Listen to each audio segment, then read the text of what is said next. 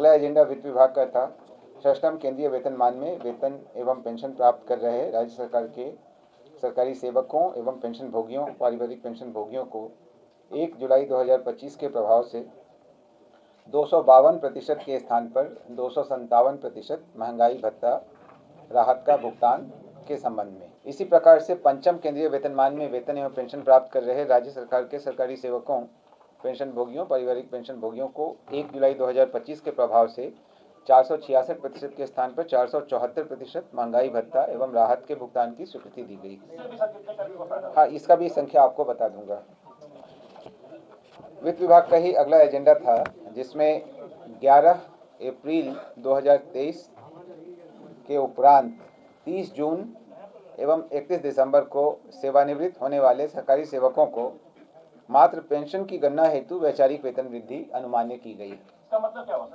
इसका मतलब ये हुआ कि जैसे मान लीजिए कि 1 जुलाई से वेतन वृद्धि मिलती और कोई 30 जून को रिटायर हो रहा हो तो उसको एक इंक्रीमेंट कम मिलेगा, लेकिन कुछ मामलों में सुप्रीम कोर्ट में यह निर्णय हुआ कि चूंकि वेतन वृद्धि पूरे साल के काम के बदले दी जाती है और जो रिटायर हो रहा है उसने पूरे साल काम किया ही है, इसलिए वैचारिक तौर पर यह मानते हुए कि उसको वेतन वृद्धि मिल गई, उनका पेंशन इत्यादि का उस हिसाब से निर्धारण किया जाएगा। उसको फायदा होगा सर? बिल्कुल, उनको फायदा होगा, पेंशन में फायदा होगा, वेतन में कोई फर्क नहीं पड़ेगा, लेकिन पेंशन में फायदा होगा।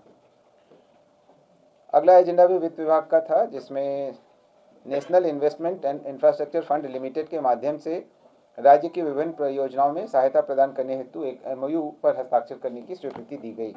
National investment and infrastructure fund limited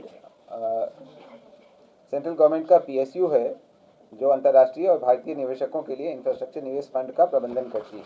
तो इनके माध्यम से राज्य के विभिन्न परियोजनाओं में सहायता प्रदान होगी और इसमें जो इनका कार्य क्षेत्र है कि क्या राजस्व मॉडल होगा, जैसे बिल्ड ऑपरेट ट्रांसफ़र इत्यादि ये सब, और किन किन क्षेत्रों में ये कार्य करेगी, जैसे रोड है, इंफ्रास्ट्रक्चर है, ये सब इत्यादि।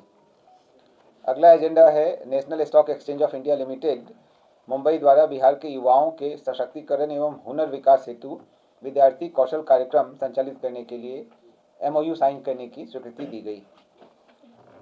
अगला एजेंडा मद्य निषेध उत्पाद एवं निबंधन विभाग का है, जिसमें बिहार दस्तावेज लेखक अनुज्ञप्ति संशोधन नियमावली 2025 की स्वीकृति दी गई। पूर्व नियमावली में इसमें कई संशोधन किए गए हैं। समाज कल्याण विभाग का अगला एजेंडा है, जिसमें मुख्यमंत्री भिक्षावृत्ति निवारण योजना अंतर्गत बिहार भिक्षावृत्ति निवारण नियमावली में कुछ संशोधन किए गए हैं। सुप्रीम कोर्ट का आदेश था कि सांसर्गिक, कोढ़ी एवं पागल इत्यादि जैसे शब्दों का प्रयोग न किया जाए, तो उनके बदले दूसरे शब्दों को प्रतिस्थापित किया गया। नगर विकास एवं आवास विभाग का अगला एजेंडा था, जिसमें नॉर्थ एवं साउथ विद्युत पावर डिस्ट्रीब्यूशन कंपनियों को विद्युत विपत्रों के भुगतान के लिए 400 करोड़ रुपए की सहायक अनुदान की स्वीकृति दी गई।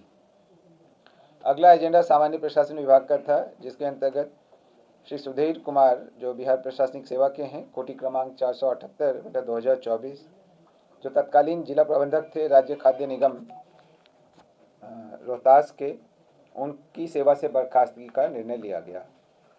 अगला एजेंडा है, आप लोगों ने कुछ दिनों पहले सुना होगा, सामान्य प्रशासन विभाग का ही अगला एजेंडा है, ऑपरेशन सिंदूर के दौरान शहीद BSF सब इंस्पेक्टर स्वर्गीय मोहम्मद इम्तियाज के आश्रित पुत्र श्री मोहम्मद इमदाद रजा की अनुकंपा के आधार पर नियुक्ति की गई थी। माननीय मुख्यमंत्री महोदय ने जब वहाँ विजिट किया था तो उन्होंने परिवार से मिलते समय में इसकी घोषणा की थी। उसी नियुक्ति की घटनोत्तर स्वीकृति आज मंत्रिपरिषद द्वारा दी गई। अगला एजेंडा मंत्रिमंडल सचिवालय विभाग का है, जिसमें बिहार कार्यपालिका नियमावली में संशोधन करते हुए बिहार कार्यपालिका संशोधन नियमावली 2025 की स्वीकृति दी गई। 3 नए विभागों का गठन किया गया है। ये विभाग हैं, पहला है युवा रोजगार एवं कौशल विकास विभाग, दूसरा है उच्च शिक्षा विभाग, जिसमें शिक्षा से उच्च शिक्षा संबंधी कार्यों को अलग करते हुए, और तीसरा है सिविल विमानन विभाग। इन तीनों विभागों के अलग से गठन की स्वीकृति दी गई। अगला एजेंडा गृह विभाग का था। भारतीय नागरिक सुरक्षा संहिता के तहत बिहार इलेक्ट्रॉनिक आदेशिका जारी करना, तामील एवं निष्पादन नियमावली 2025 की स्वीकृति दी गई। यह ई-सम्मन नियमावली है। 3 नए आपराधिक कानून के लागू होने के बाद डिजिटल माध्यम से सारी कार्रवाई हो रही है। ICJS के तहत 4 नियमावलियां बनानी आवश्यक थी। बिहार में अब चारों नियमावलियों की स्वीकृति मंत्रिपरिषद से प्राप्त हो गई है। एक हाईकोर्ट ने जारी किया है और 3 गृह विभाग द्वारा निर्गत किए गए हैं। पहला आज, जिसमें आज 2 स्वीकृत हुए, पहला ये था और दूसरा था अगले एजेंडा पर, वो है ई साक्ष्य प्रबंधन नियमावली। इस पर भी मंत्रिपरिषद की स्वीकृति आज प्राप्त हुई। अगला एजेंडा विज्ञान प्रौद्योगिकी और तकनीकी शिक्षा विभाग का था, जिसमें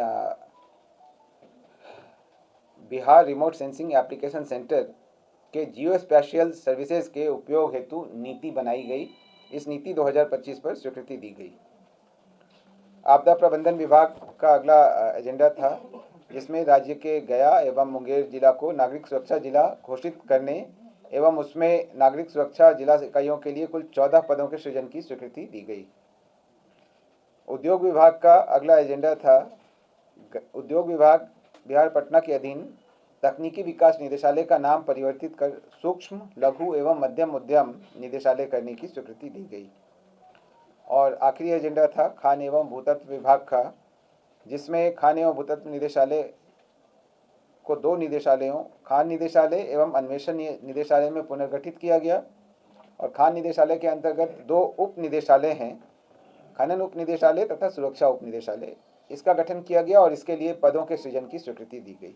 भूमि निबंधन से संबंधित दस्तावेज को तैयार करने के लिए बिहार दस्तावेज लेखक अनुज्ञप्ति नियमावली सबसे पहले 1968 में बनाई गई थी। इसको फिर बाद में 1996 में पुनः अधिसूचित किया गया कुछ परिवर्तन के साथ। इसकी कंडिका 4E में संशोधन किया गया है। देखिए, बिहार दस्तावेज लेखक अनुज्ञप्ति नियमावली तो 1968 में ये था कि लेप्रोसी प्रभावित व्यक्तियों को अनुज्ञप्ति प्रदान नहीं की जाएगी। बाद में जब 96 में बना है, इसमें लेपर को अनुज्ञप्ति हेतु अयोग्य नहीं माना गया है, लेकिन 68 वाले का निरसन नहीं किया गया था, तो इसीलिए अभी उसका निरसन कर दिया गया। ठीक है, जो कुष्ठ प्रभावित व्यक्ति हैं उनको भी अनुज्ञप्ति दी जा सकती है। ये संशोधन किया गया। धन्यवाद।